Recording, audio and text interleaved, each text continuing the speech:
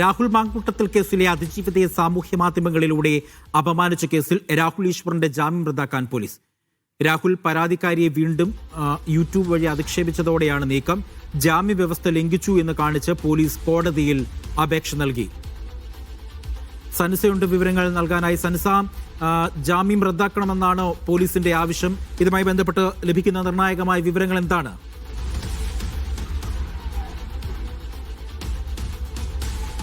Aji, Thiruvananthapuram city cyber പോലീസാണ് ഇത്തരത്തിൽ രാഹുൽ ഈശ്വറിന്റെ ജാമ്യം റദ്ദാക്കണമെന്ന് ആവശ്യപ്പെട്ട് തിരുവനന്തപുരം ACJM കോടതിയിൽ ഇത്തരത്തിലൊരു അപേക്ഷ നൽകിയിരിക്കുന്നത്. അതിജീവിതയെ സോഷ്യൽ മീഡിയ വഴി അധിക്ഷേപിച്ച കേസിൽ വളരെയധിക കാലം ഈ രാഹുൽ ജയിലിൽ കഴിയുന്ന ഒരു സാഹചര്യമായിരുന്നു ഉണ്ടായിരുന്നത്. പിന്നീടാണ് ജാമ്യം ലഭിച്ച് അദ്ദേഹം പുറത്തേക്ക് പോകുന്നത്. എന്നാൽ ഈ ജാമ്യ വ്യവസ്ഥ ലംഘിച്ച ഒരു സാഹചര്യത്തിൽ അതിജീവിത വീണ്ടും പരാതി നൽകി. വീണ്ടും ഈ യൂട്യൂബ് വഴി രാഹുൽ ഈശ്വർ ഈ അതിജീവിതയെ അധിക്ഷേപിക്കുന്ന തരത്തിൽ വീഡിയോ പങ്കുവച്ചിരുന്നു. അതിജീവിതയുടെ ഭർത്താവിന്റെ വെളിപ്പെടുത്തൽ അടക്കം ഉന്നയിച്ചുകൊണ്ട് അതിജീവിതയുടെ പരാതി, രാഹുൽ മാങ്കൂട്ടത്തിൽ കേസിൽ അതിജീവിത ഉന്നയിച്ച പരാതി വ്യാജമാണെന്ന തരത്തിലടക്കം ഇത്തരത്തിൽ പ്രചരണം നടത്തിയിരുന്നു. ഈ ഒരു സാഹചര്യത്തിൽ അതിജീവിത വീണ്ടും പരാതി നൽകുകയായിരുന്നു. ഈ അതിജീവിതക്കെതിരെ രാഹുൽ ഈശ്വറും മറ്റൊരു സൈബർ പരാതി നൽകിയിട്ടുണ്ട്. ഈ ഒരു സാഹചര്യത്തിലാണ് ഇപ്പോൾ ഈ അതിജീവിതയുടെ പരാതി പരിശോധിച്ചതിന് ശേഷം സൈബർ പോലീസ് നേരിട്ട് കോടതിയിൽ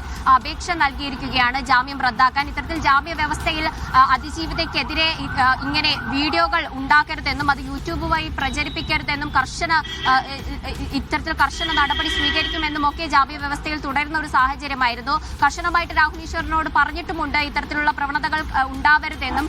എന്നാൽ രാഹുൽ ഈശ്വർ തന്നോട് വീഡിയോ ചെയ്യരുതെന്നൊന്നും ജാമ്യ വ്യവസ്ഥയിൽ ഇല്ല എന്ന ഒരു നിലപാടിൽ തുടരുന്ന ഒരു സാഹചര്യമാണ്. അതിജീവിതയെ അധിക്ഷേപിച്ചുകൊണ്ട് വീഡിയോ യൂട്യൂബ് വഴി പ്രചരിപ്പിക്കുന്ന ഒരു സാഹചര്യമാണ്. ഈ ഒരു സാഹചര്യത്തിലാണ് കോടതിയെ സൈബർ പോലീസ് സമീപിച്ചിരിക്കുന്നത്. ജാമ്യം റദ്ദാക്കാനാണ് കോടതിയെ സമീപിച്ചിരിക്കുന്നത്. അജി.